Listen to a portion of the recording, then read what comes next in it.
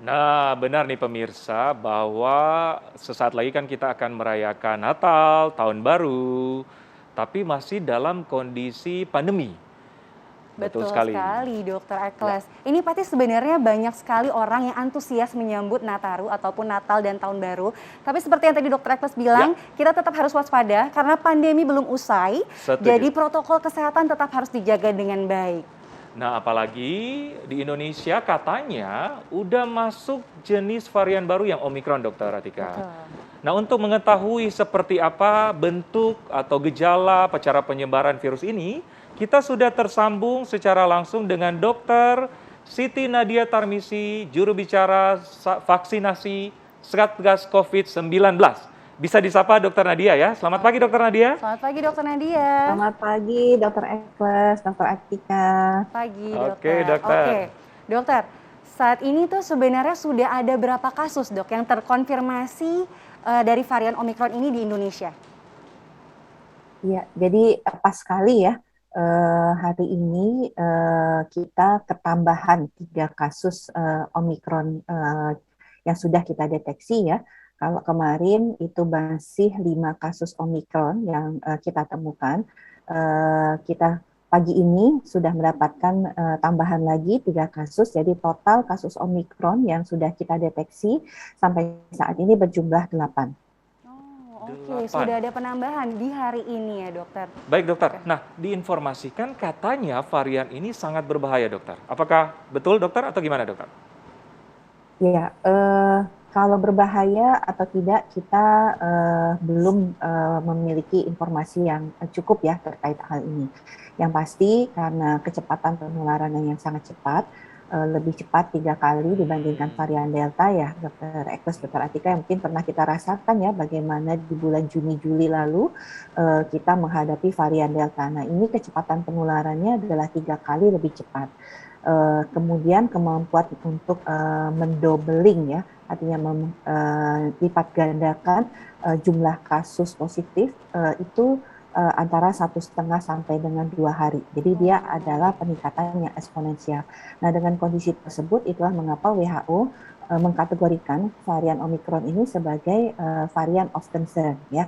Nah, tentunya apakah berbahaya? Ya kita tetap harus waspada ya kalau melihat pola penularan dan informasi yang sampai saat ini kita ketahui, karena banyak negara seperti Inggris, Amerika, Belanda yang sudah mulai meningkat jumlah kasus positifnya dikarenakan Omikron itu satu hari bisa sampai seperti Inggris 90 ribuan kasus Wow. ya, dan saat ini sudah 106 negara yang melaporkan adanya varian Omikron, padahal belum sampai 1 bulan sejak diumumkan oleh WHO sebagai varian of concern. Nah, tentunya dengan kondisi penularannya sangat cepat, kita tetap harus waspada dan jangan lupa protokol kesehatan. Satu hal lagi yang kita ketahui bahwa vaksin ini memang, varian Omikron ini dikatakan dapat mengelabui sistem kekebalan, sehingga orang yang baru sembuh dari sakit COVID-19 itu kalau bertemu dengan varian Omikron, dia akan mudah tertular atau terinfeksi kembali. Jadi kekebalan alami yang muncul setelah kita sakit atau setelah kita sembuh dari COVID-19 itu tidak cukup untuk memberikan proteksi pada saat berhadapan dengan varian Omikron. Makanya harus ditambah dengan proteksi vaksinasi. Jadi mari kita segera vaksin ya buat masyarakat yang belum sampai saat ini mendapatkan vaksinasi. Baik. Oke, baik dokter. Itu sebenarnya informasi yang sangat menarik sekali dan perlu kita waspadai.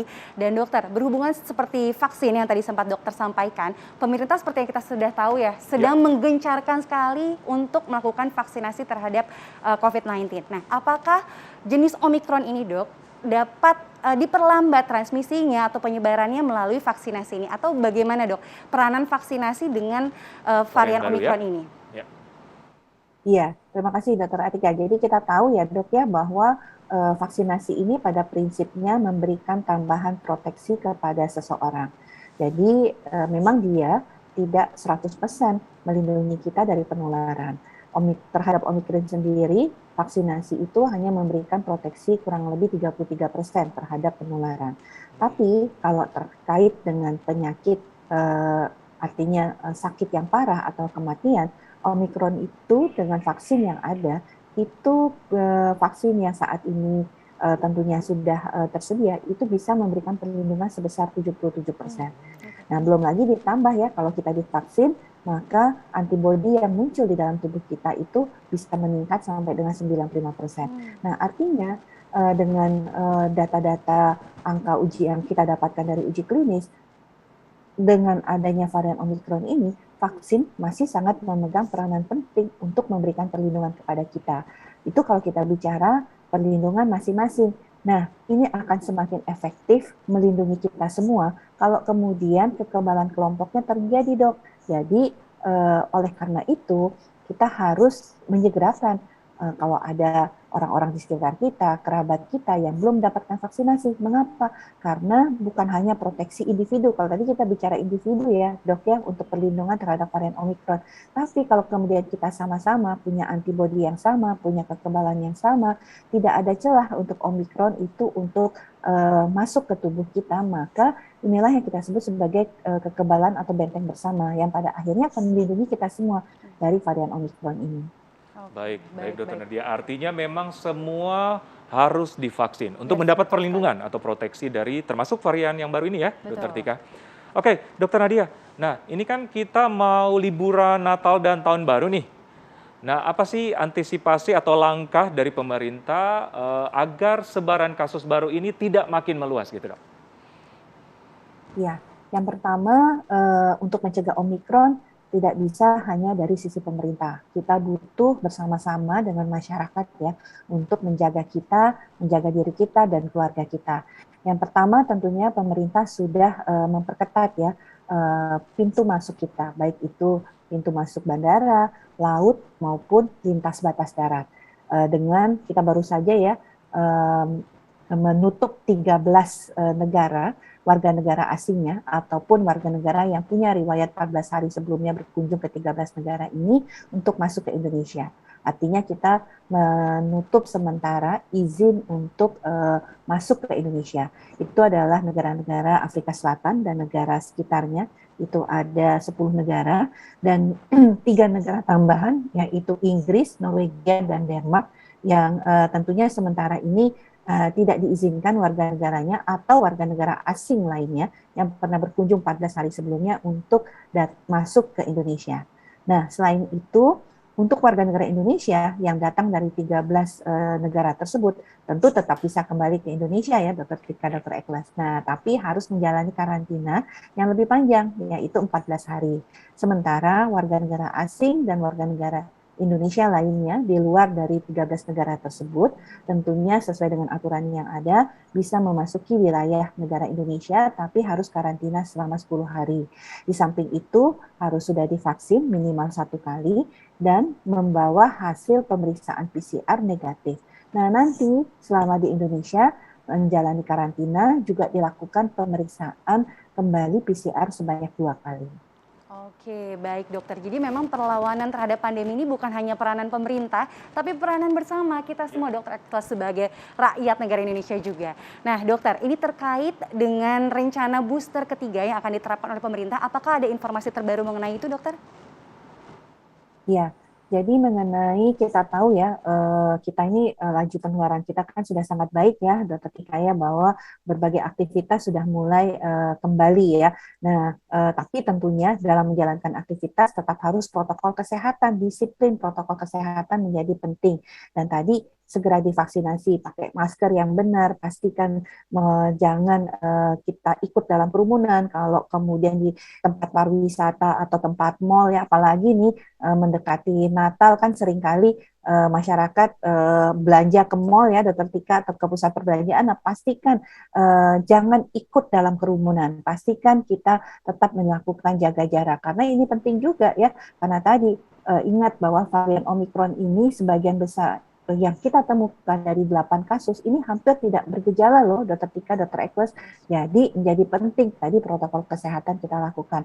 Nah, selain tentunya upaya-upaya yang sudah kita ketahui tadi, kita juga memikirkan bahwa mungkin nanti kita akan memberikan tambahan kekebalan dengan pemberian vaksinasi booster ini. Nah, apalagi pemerintah melihat bahwa ada varian Omikron ini, menjadi penting kemudian kita merencanakan pemberian vaksinasi tambahan dosis ketiga.